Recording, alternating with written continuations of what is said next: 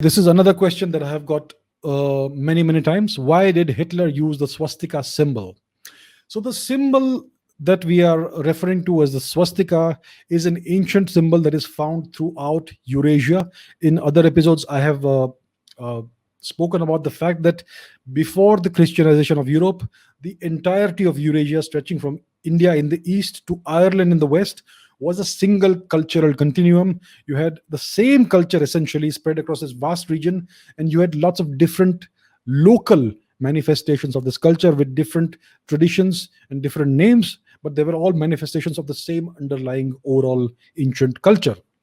And therefore, you find the swastika everywhere in Europe, everywhere in every ancient culture of Europe, among the Celtic people, among the Gaulish people, among the Ostrogoths, the Visigoths, uh, the ancient Romans, the ancient Greeks, the people of Santorini Island, the people of various other volcanic islands in the Mediterranean, even among the Nordic people, the so-called Vikings, the Scandinavians, the Germanic peoples, everybody used the swastika as a symbol of divinity, as a symbol of auspiciousness. It was an auspicious, very positive symbol, and they all had different names for the swastika. So the English called it the Gamadian, I think. The French called it la Croix Gammée. The Germans called it the Hakenkreuz, and so on.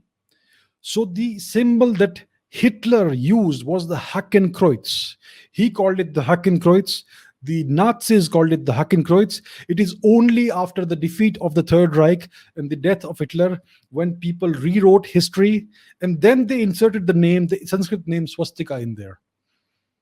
So they have tried to malign the auspicious sacred swastika by associating it with the symbol that Hitler used. Yes, Hitler was an Aryan supremacist. He believed that the Europeans were the original Aryans, right? He wanted this pan-Aryanist movement.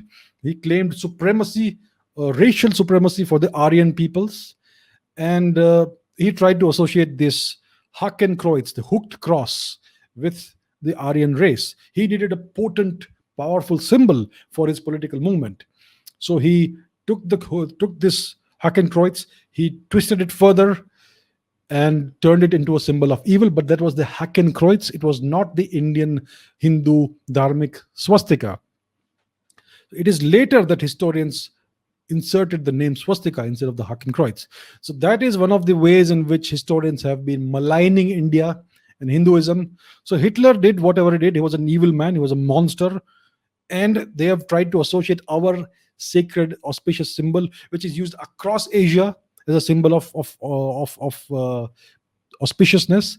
They have tried to associate the symbol with that monster, that evil monster. And that is something that we need to push back against. I mean, even today, you will see that in Japan, they will depict the temples by swastikas. Let's go to Google Maps again. I'll show you right away. So we are in the Americas. Let's go to Japan. This is Japan. Let's go to an ancient city. Let's say Osaka.